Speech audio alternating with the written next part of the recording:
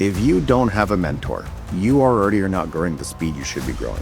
Whatever your problem is, you are lying to yourself. But if you get a mentor, guess what's going to happen? They're going to look at you and go, what's your problem? And you're going to go, and you're going to go, yep, get your ass in the gym.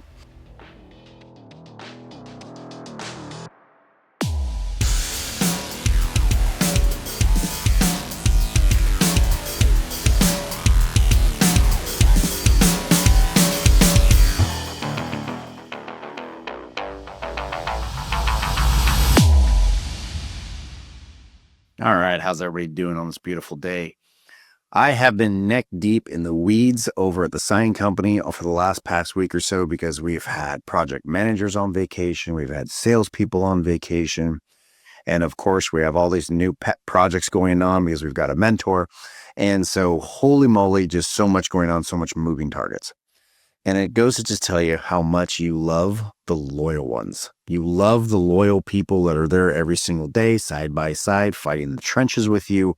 They are the rock stars, or the ones that keep you sane, or the ones that help you go insane together as you laugh and cry at the same time while all the pieces fall apart. Those are the great ones. We're talking about the loyal ones. What I found out is, and through my mentor here, and if you don't have I'm going to stop. I'm going to do a little side note right off the bat here. If you don't have a mentor, you already are not growing at the speed you should be growing. I mentor people all the time. I have a mentor. I always have people looking over my shoulder and telling me what's going on and how I can zig and zag, and people that I'm going to talk to. Now, why would I spend the money, the time, the effort on all this? It's really simple. I can make excuses for myself.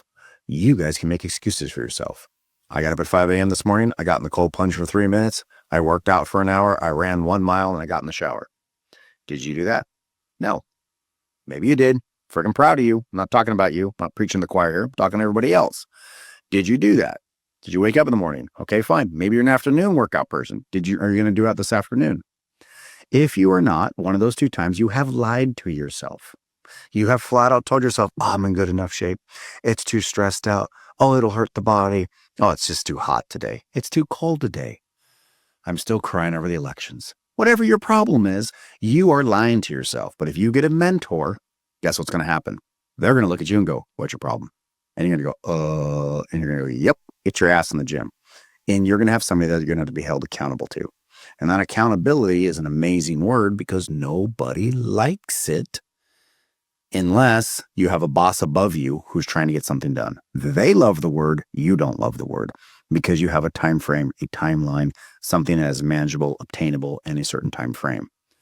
So for me, instead of being lazy, instead of starting to lie to myself, I've found that mentorships are freaking awesome. I absolutely love them. And I try and have one mentor above me and I try and have only 2 or 3 below me. So we don't get all our wires crossed and still have time to do my own things. This new mentor is completely somebody that I never ever thought that I'd be set up with. Gentleman's got about 20 years on me. He's retired. He doesn't have anything going on. So he does small consulting gigs for other companies all around San Diego here. And we hit it off amazing. And we hit it off great. Absolutely love the guy. And we had an all-day in-house meeting. And when it was all said and done, I was in heaven. I brought some of my leadership team in. We had a couple meetings, whatnot. They left. It was just him and I and Jeannie. And we're just sitting there talking. And he goes, Aaron, I got a question for you. He goes, you're high energy, high speed. How many projects do you have? And I went, I don't know. I'm not really building an old car right now. I kind of stopped searching to buy a plane. So no projects. I don't have any side projects right now. He starts laughing. He goes, no, Aaron, no. That's not what I'm asking for. How many projects do you have? You're helping run the Iron Oak Society. You founded that. I said, yes, I did. He goes, you have Square Quote? Yes, I do. He goes, you have Integrated Signs? Yes, I do. He goes, you have Next Run Properties? I said, yes, I do. He goes, you have Control Chaos? I said, yes, I do. He goes, okay, that's 5 companies, 5 projects already right off the bat. How many people work for you that are still learning? And I was like, well, the software company's kind of plateaued right now. We don't have any newbies in there, so that's great. Integrated Signs, we have a lot. We always have a rookie salesperson. He goes, project. And I said, we have a rookie project manager that's being retrained right now. Project. I said, I have 2 metal guys that have been around for about a year and a half, but they're not seasoned yet. He goes, project. And I said, I have a good painter, but I have a paint prepper and he's new. We're training him. Project. And very quickly, I realized that I have about 13 projects in my lap right now where I'm training people and getting them up to speed and going, what's going on? And he goes, okay, now, where's your marketing at for your sign company? I said, pretty weak. We're redoing the website right now. He goes, oh, you're doing a website project. He goes, what's in that in that website? And I said, well, inside the website, I got to make a video. I got to write some case study. He goes, project. At some point in time, as soon as he said project, my blood pressure started to go up a little bit. My the hairs in the back of my neck stood up. I'm like, dude, I get it. I'm spread too thin. And he goes, no, you think you have time for this. You're lying to yourself. And I was like, oh, that's just cold. I make fun of people for lying to themselves all the time. And here you are telling me I'm doing the same damn thing. He goes, how you justify it one way or another doesn't make it right. And I said, okay, how many projects should one person have? And he goes, that's a gray area. I'm sorry to tell you this, but that's not exactly how I get to answer this question, because some people can handle 3 in their max. Some people can handle 7 in their max. He goes, but for you, those are all big projects, not little projects. We're not teaching our kids how to do addition, where in 2 or 3 weeks, they're going to get it and you magically can pull away and they're off to the races and they're done. These are projects that take a lot of time, a lot of effort, a lot of energy, and you got to make sure they're done right. And there's a lot of evolving that goes on. So then I started to look at them and I said, okay, some of these people in my company, what if they weren't projects? What if I were to let them go and get a seasoned person, a seasoned employee, and said, what did that look like? He goes, it depends. How much you paying them? How much with a seasoned person? How much headache would that seasoned person take off your plate? How much could they open doors that you never even fathomed because they're so good at their trade? They're pushing their trade along, their area of expertise along where you don't have to. They can move beyond your limitations of what's in your mind and what you know. Each one of us only has a finite amount of knowledge about each particular thing. If some person's a true artist in their craft, they're going to be able to push the limits way further than you could because you already have your own. So he goes, what would that make to your bottom line? What would your ROI look like? And then he instantly went into which projects equal more ROI and which projects just have to get done because you believe that they're supposed to get done. And then I had to put them in order. I had to list them out and put them in order of which ones give us the best ROI for our time and our efforts. Humbling.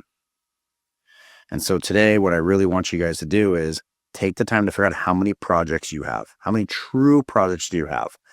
Personal, work, all the above. Have you been putting off building that fence in the backyard? Even though you haven't started yet, that's a project. That's something that's still on the agenda to get done. And put down how many projects you have.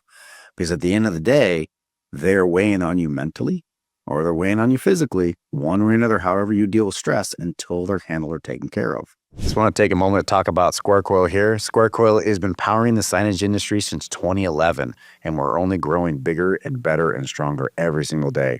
Some of the latest updates have just made my life a lot easier. I'm sure it's going to make your life a lot easier. So if you haven't checked us out, go ahead and get on our website, squarecoil.com. Take a look. And if you have an outdated key, an old software program that's going to be closing its doors this year, definitely take a look at us because we can make that transition real simple for you. Take a look at squarecoil.com. Now, for me, when it was all said and done, I hate to say it, but I had 18 projects. Painful. And he goes, okay, which ones can you tackle immediately and which ones give you the best ROI? And I said, well, those are 2 different lists. He goes, okay, so let's work on the ROI only. I said, great, I would agree with you. What brings in the most money? So he started setting up the ones that had the best ROI. And he goes, well, it's this, then it's this. And he goes, once you're done with this, what's going to happen? I said, well, I'm going to have 2 more projects because now I need to do an SEO off the website. And I need to have a marketer to keep adding stuff to the website. I need to continue to make it evolve. So once it's up and running, I can't leave it stagnant. He goes, okay, so now you have 2 more projects.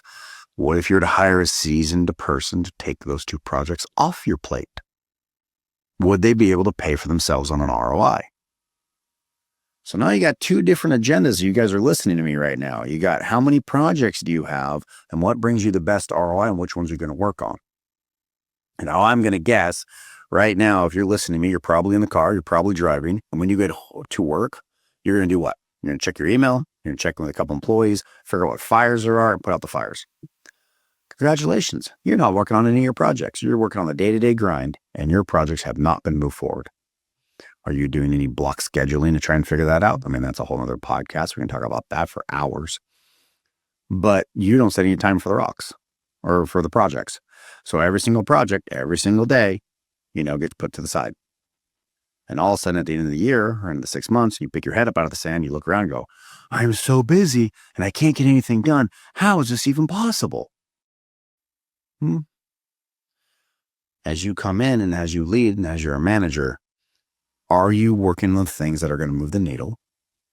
Or do you take on so many projects, you have 5 minutes to deal with each one of them and none of them really get moved? None of them really get accomplished. Things to think about. What I just told you is not rocket scientist, right? I didn't give you some aha moment you've never heard before in your entire life. But if you don't have a finite amount of projects to work on where you can give 100% of your effort for a block of time, that project should not be on your list to get done right now, and it should be back burner to somewhere else, because that project's going to burn you out and it's going to take away from something that truly can get done where you can truly move the needle. Making this list is going to be a place where you cannot lie to yourself. You are going to have to tell yourself the truth as you make all your projects. And then after that, try and figure out which one's going to give you the best return on investment.